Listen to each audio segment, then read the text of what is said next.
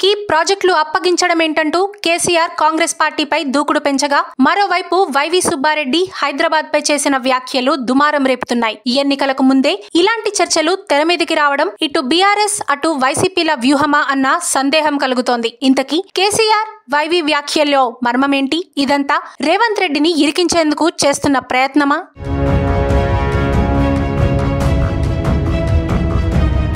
ఉమ్మడి రాజధానిగా హైదరాబాద్ ఉండాలి, హైదరాబాద్ పై హక్కు మరో 2 ఏళ్లు పొడిగించండి అంటూ వైవి సుబ్బారెడ్డి నోటి వెంట వచ్చిన మాటలు కాకరేపుతున్నాయి. వైసీపీ ముఖ్య నేత జగన్ అత్యంత సన్నిహితుడు, కుటుంబ సభ్యుడు అయిన వైవి సుబ్బారెడ్డి చేసిన ఈ వ్యాఖ్యలు అటు తెలంగాణలో ఇటు ఆంధ్రలో కలకలం సృష్టిస్తున్నాయి. వాస్తవానికి హైదరాబాద్ నుంచి 2014-16 మధ్య ఏపీ సర్కారు పూర్తి స్థాయిలో ఆంధ్రకు షిఫ్ట్ అయిపోయింది. దీంతో గత 7 ఏళ్లుగా ఏపీ వ్యవహారాలు తెలంగాణలో దాదాపు శూన్యం. ఏపీ సీఎం జగన్మోహన్ రెడ్డి బాధ్యతలు చేపట్టిన తర్వాత తెలంగాణకు ఆయన వచ్చింది కూడా పెద్దగా ఏం లేదు. ఏపీ సర్కారు 3 రాజధానులు అమరావతి, వైజాగ్, కర్నూలు అంటూ ఇన్నాళ్లు చెప్పుకుంటూ వచ్చింది. ఆ తర్వాత కార్యనిర్వాహక రాజధాని వైజాగ్ వెళ్తున్నట్లుగా ప్రభుత్వం పెద్దలు ప్రకటనలు గుప్పించారు. కానీ కోర్టు వివాదాలతో ముందడుగు పడలేదు. ప్రస్తుతం ఏపీ ప్రభుత్వ కార్యాలయాలన్నీ కూడా గుంటూరు, విజయవాడ కేంద్రంగానే కొనసాగుతున్నాయి. వైజాగ్ కి 1 అర వెళ్లిన పాలనంతా విజయవాడ కేంద్రంగానే సాగుతోంది. తెలంగాణ టీడీపీ హయాంతో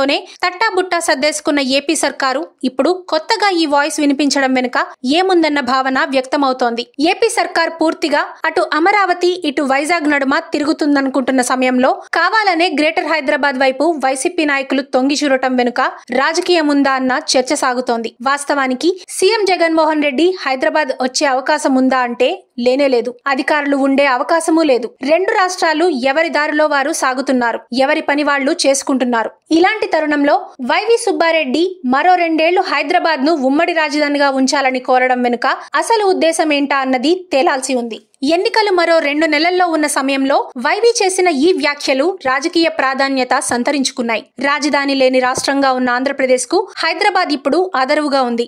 ఏపీలో పరిశ్రమలు, అవకాశాలు లేకపోవడంతో రాష్ట్ర విభజనకు పూర్వమే రాయలసీమ, కోస్తా ప్రజలు హైదరాబాద్ లోనే స్థిర నివాసం ఏర్పాటు చేసుకున్నారు. గత 10 ఏళ్లుగా 2 ప్రాంతాల మధ్య వివాదాలు, విభేదాలు ఒక్కొక్కటిగా పరిష్కారం అవుతున్నాయి. ఇంతలో కేఆర్ఎంబీకి తెలంగాణ ప్రాజెక్టులు ఎలా అప్పగిస్తారంటూ రేవంత్ సర్కార్ పై నల్గొండ వేదిక కేసీఆర్ దూకుడు ప్రదర్శించారు.